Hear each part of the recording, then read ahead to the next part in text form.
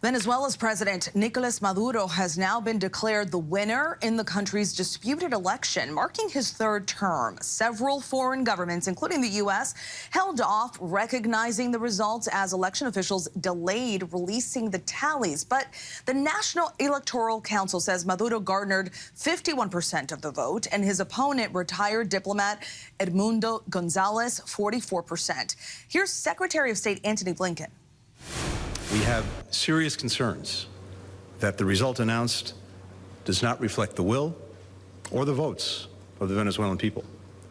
It's critical that every vote be counted fairly and transparently, that election officials immediately share information with the opposition and independent observers without delay, and that the electoral authorities publish the detailed tabulation of votes.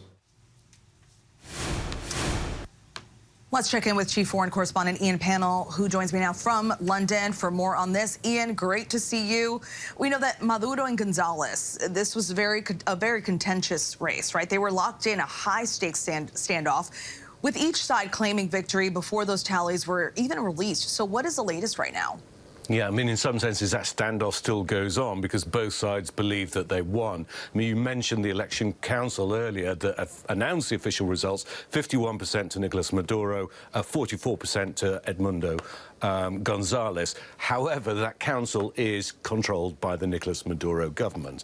I think what the opposition felt was, as they were starting to get their own results, this is from paper-verified results, inside those election stations, that they were well ahead in the polls. And when the official result was announced, I think it was a total shock for them. So I don't think any side is ready to concede, but we've seen the hand that Nicolás Maduro plays. I saw it myself back in 2018 inside the country.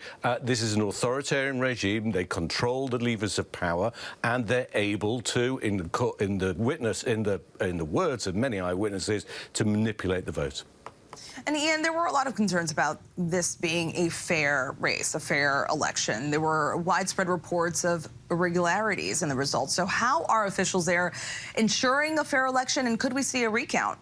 Yeah, I mean, this is part of the problem, again, with an election in a country like this, is it's hard for independent witnesses to verify the election. And essentially what you've got is a two-stage count. You've got the digital vote, and then you've got the paper vote. And it's those paper tallies, which are generally taken by the opposition, by others, to verify the digital count. And those irregularities you talk about, in a lot of cases, those paper results were not released to the opposition. From the papers that they did manage to glean, they said they had 70% of the vote, which is why the de facto leader of the opposition said that the result was impossible. Thank you very much, Ian, for staying on top of that. Great to see you. Chief Foreign Correspondent Ian Pannell for us. Thanks.